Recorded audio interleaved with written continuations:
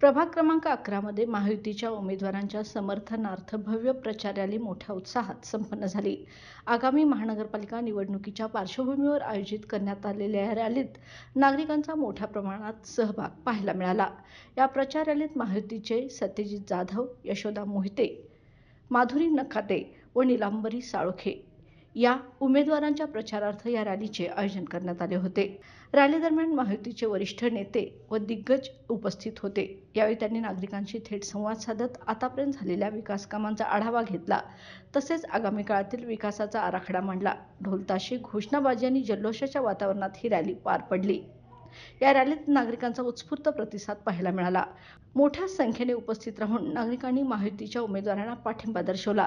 या प्रचार रॅलीमुळे प्रभाग 11 मधील निवडणुकीचे वातावरण अधिक तापल्याचे चित्र स्पष्टपणे दिसून आले। चला पण आलाय तर काय सांगाल? प्रत्येक भागामध्ये पदयात्रा सुरू आहेत, महायुतीच्या सभा, कॉर्नर सभा सुरू आहेत आणि या प्रत्येक पदयात्रेत एक सैलाब या ठिकाणी जनतेचा सहभाग मोठ्या प्रमाणामध्ये या ठिकाणी आपल्याला बघायला मिळतोय।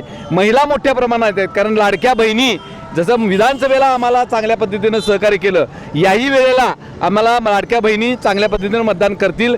कारण आम्ही ती जी पेन्शन जी आहे ती काँग्रेसवाले म्हणत होते बंद होणार, पण पेन्शन काय बंद झाली नाही। त्यामुळे बहिणींचा विश्वास आमच्या महायुतीवरती आहे।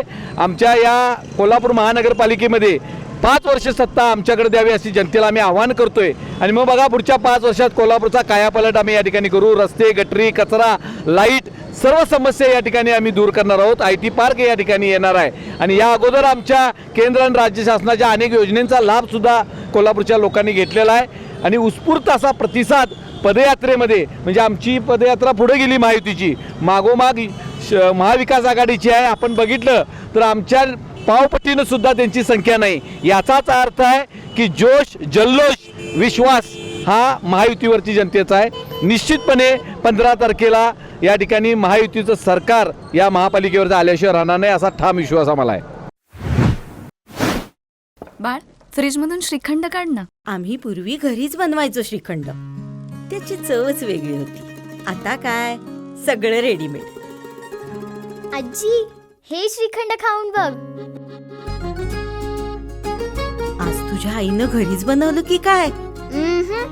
हे आहे गोकुळचं श्रीखंड। अगदी जिभेवर रेंगाळणार। जिभेवरच नाही तर मनावरही रेंगाळणार। गोकुळ श्रीखंड, मनावर रेंगाळणार।